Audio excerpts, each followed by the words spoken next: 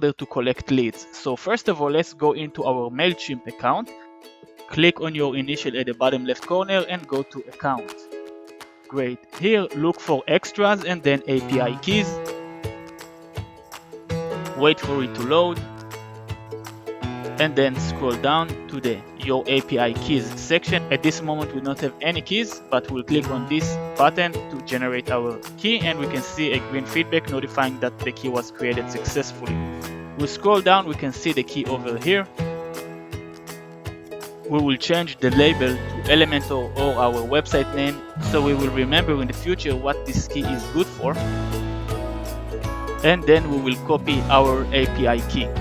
Excellent. Now we will go back to our WordPress website and into the dashboard. Here we will navigate to Elementor, Settings, and then into the Integrations tab. We'll scroll down to the MailChimp section and we will paste our API key over here, and then we'll click on the Validate API Key button. We can see that we're getting a green feedback or green check mark, and then we'll scroll all the way to the bottom and we'll click on Save Changes. Now let's go back to our homepage and edit it to Elementor in order to create our lead capture form.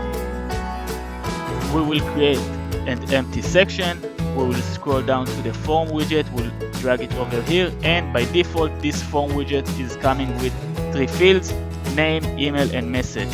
We can delete the message because we don't need it. We can also delete the name, but for these purposes I'm going to keep them both. The email is required, so definitely leave the email as is.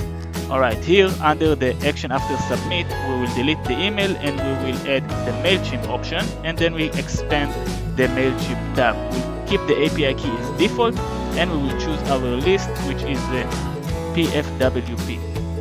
Over here we have the option to segment our subscribers by groups, tags, and also enable the double opt-in. And here inside the field mapping section, we will need to match the fields of the form with the fields that MailChimp is requiring us to fill. The email field is the only required one, so we will choose the email field of the form to fill the email field of MailChimp, just like so. We can also see that we have the option to add first name to MailChimp, and we can generate the name field by the name field of the form.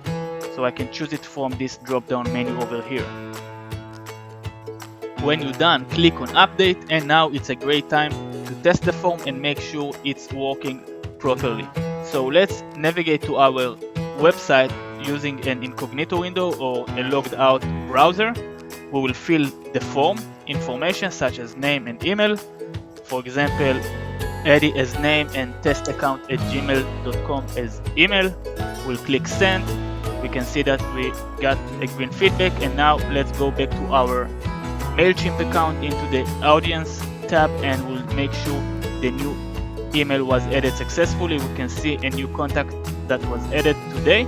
In order to verify that that's the right name and the right email, we can move to the All Contacts tab on the left side. Click on it, and we can see all the emails and subscribers that were added, and we can see the test account over here subscribed, and we can see the source name Elementor that we gave it earlier along with the first name and the email address.